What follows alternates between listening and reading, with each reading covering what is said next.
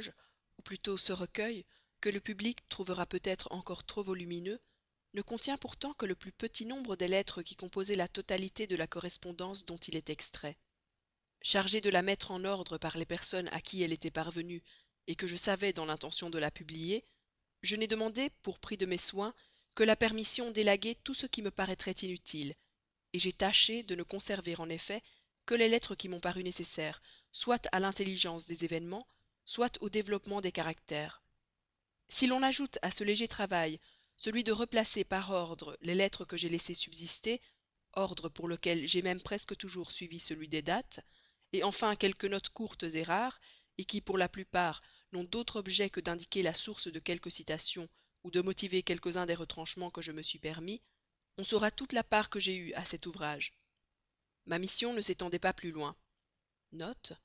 Je dois prévenir aussi que j'ai supprimé ou changé tous les noms des personnes dont il est question dans ces lettres, et que si, dans le nombre de ceux que je leur ai substitués, il s'en trouvait qui appartinssent à quelqu'un, ce serait seulement une erreur de ma part, et dont il ne faudrait tirer aucune conséquence.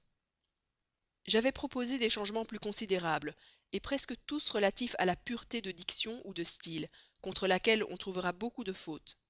J'aurais désiré aussi être autorisé à couper quelques lettres trop longues, et dont plusieurs traitent séparément et presque sans transition d'objets tout à fait étrangers l'un à l'autre. Ce travail, qui n'a pas été accepté, n'aurait pas suffi sans doute pour donner du mérite à l'ouvrage, mais en aurait au moins ôté une partie des défauts. On m'a objecté que c'étaient les lettres mêmes qu'on voulait faire connaître, et non pas seulement un ouvrage fait d'après ces lettres, qu'il serait autant contre la vraisemblance que contre la vérité que de 8 à 10 personnes qui ont concouru à cette correspondance toutes eussent écrit avec une égale pureté.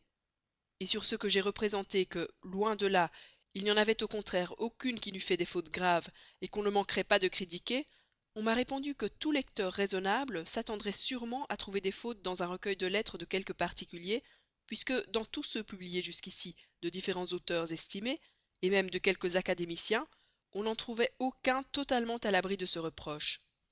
Ces raisons ne m'ont pas persuadé, et je les ai trouvées, comme je les trouve encore, plus faciles à donner qu'à recevoir. Mais je n'étais pas le maître, et je me suis soumis.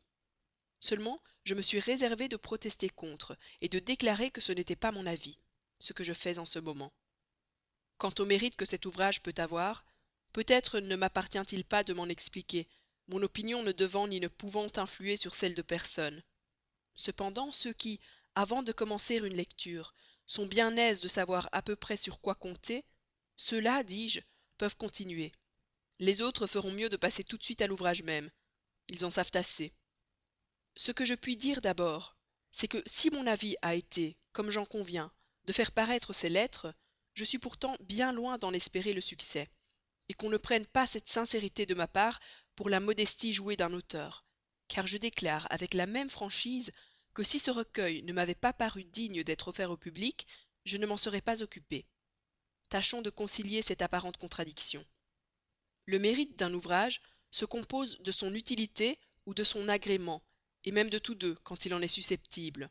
Mais le succès, qui ne prouve pas toujours le mérite, tient souvent davantage au choix du sujet qu'à son exécution, à l'ensemble des objets qu'il présente qu'à la manière dont ils sont traités. Or, ce recueil contenant, comme son titre l'annonce, les lettres de toute une société, il y règne une diversité d'intérêts qui affaiblit celui du lecteur.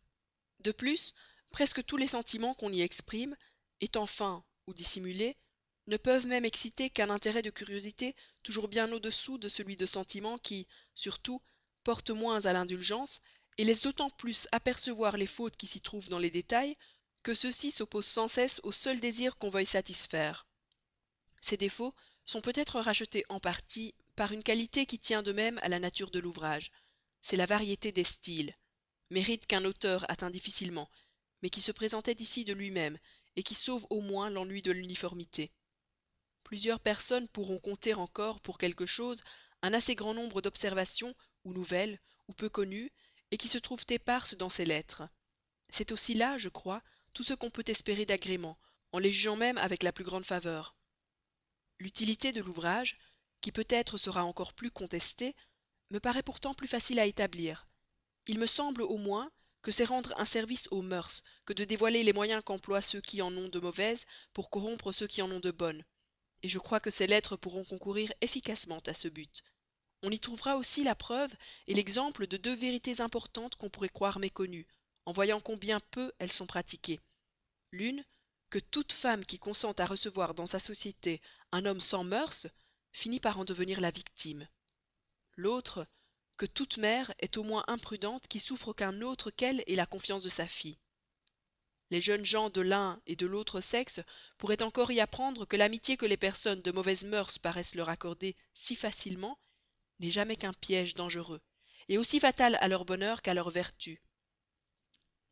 Cependant, l'abus toujours si près du bien me paraît ici trop à craindre, et loin de conseiller cette lecture à la jeunesse, il me paraît très important d'éloigner d'elle toutes celles de ce genre. L'époque où celle-ci peut cesser d'être dangereuse et devenir utile me paraît avoir été très bien saisie, pour son sexe, par une bonne mère qui non seulement a de l'esprit, mais qui a du bon esprit. Je croirais, me disait-elle, après avoir lu le manuscrit de cette correspondance, rendre un vrai service à ma fille en lui donnant ce livre le jour de son mariage. Si toutes les mères de famille en pensent ainsi, je me féliciterai éternellement de l'avoir publié. Mais en partant encore de cette supposition favorable, il me semble toujours que ce recueil doit plaire à peu de monde. Les hommes et les femmes dépravés auront intérêt à décrier un ouvrage qui peut leur nuire, et comme il ne manque pas d'adresse, peut-être auront-ils celle de mettre dans leur parti les rigoristes alarmés par le tableau des mauvaises mœurs qu'on n'a pas craint de présenter.